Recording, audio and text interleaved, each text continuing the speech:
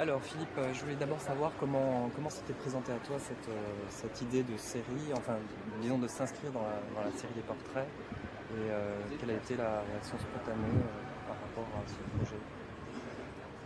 C'est une proposition. Donc, c'est les producteurs et Franck Beauvais d'Arte qui sont venus à nous en nous disant voilà, on prépare une série qui s'appelle Portrait et on voudrait que tu fasses un film dans cette série. Voilà, tu es libre. Il faut que ça dure environ 10 minutes si possible. J'ai pas été très sage. Mais voilà. Donc à partir de là, automatiquement, c'est flatteur. On se dit bon, on vient me voir pour faire un film, donc forcément c'est bien, quoi. Et puis c'est vrai que ça, tout de suite, ça ouvre à quelque chose qui serait de l'ordre d'une sorte d'énergie très positive, en fait. C'est un petit peu comme un petit cadeau quand même, mine de rien, pour un cinéaste comme ça, qu'on lui demande de réaliser un film aussi facilement pour nous qui, sur chaque film, c'est un petit peu quand même le parcours du combattant, tous les dépôts ici et là, attentes, des attentes. Là, on nous dit allez-y, si vous voulez travailler, faites un film autour de ce sujet. Donc déjà ça, rien que ça, c'est déjà très bien.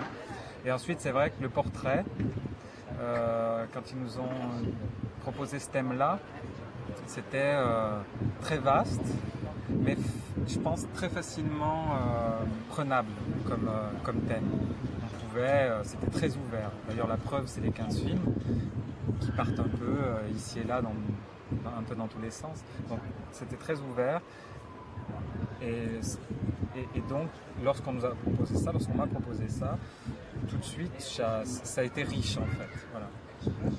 Le fait d'adapter Melville, c'était une idée que tu as eue spontanément, ou c'est un projet que tu avais depuis longtemps qui pouvait justement se greffer dans l'idée de cette série? Alors j'étais en train d'écrire un film autour du roman de Melville Moby Dick et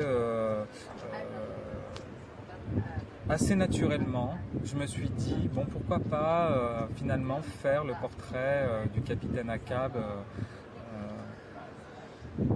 à cette occasion en me disant je vais peut-être tester des choses cinématographiquement parlant et notamment une chose précise qui était une idée intéressante sur le scénario, mais qui ne vivait pas. Enfin, qui pour moi, en tant que lecteur de mon propre scénario, je pressentais quelque chose, c'était écrit, mais j'étais pas sûr de mon coup, disons. C'était la femme baleine.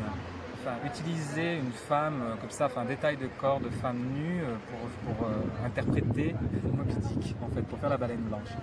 Alors par exemple ça m'a permis d'essayer, de voir comment cette idée un peu comme ça poétique, c'est les Charlie qui passent,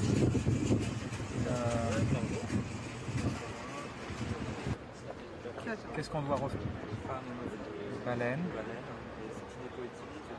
Voilà, donc en fait, c'est vrai que de voir concrètement à l'image la représentation de Moby Dick en tant que femme, comme ça, c'était quelque chose dont je doutais un peu sur le scénario et que j'ai pu voir si, à l'image, cette apparition comme ça rendait quelque chose.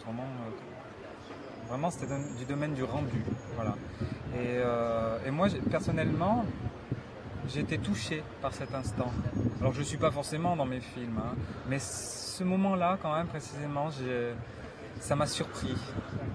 Parce que, en fait, ce que je me dis, c'est que c'est un peu ça. C'est-à-dire, adapter, c'est pas une adaptation, on y reviendra peut-être, mais adapter ou travailler à partir de Moby Dick de Melville et représenter la baleine blanche en image de synthèse, en maquette, ou ce qu'on voudra, ou en vraie baleine, voilà. Si tu veux, c'est le spectateur, pour donner tout ce mystère, ce trouble, cette grandeur, cette chose indéfinissable qu'est Moby Dick, si on met une baleine, quelque part, on revient à quelque chose de très terre à terre, bon, qui peut être magnifiquement filmé ou pas, mais alors que là, quand même, c'est tellement décalé que ce mystère, ce trouble, etc., réapparaissent tout à coup et ressurgissent. tout en donnant des formes de baleine un peu, parce que les arrondis du corps, etc., la blancheur de la peau donne cet effet un peu d'animal aussi. Donc voilà, c'est cet ensemble-là. Un peu peut-être, mais j'ai pas vraiment de référence. Quoique peut-être il y a un tableau qui serait peut-être de Max Ernst, qui est une représentation du jardin de la France. Et en fait, c'est une carte de géographie où on voit l'Indre, la Loire, et une île au milieu. Et elle est transparente un peu par endroits, l'île. Et on voit un détail de corps de femme, mais on voit pas son visage. Ce mélange du paysage, de la femme, avec la géographie, tout ça, ça pourrait être un peu ça aussi, là, c'est-à-dire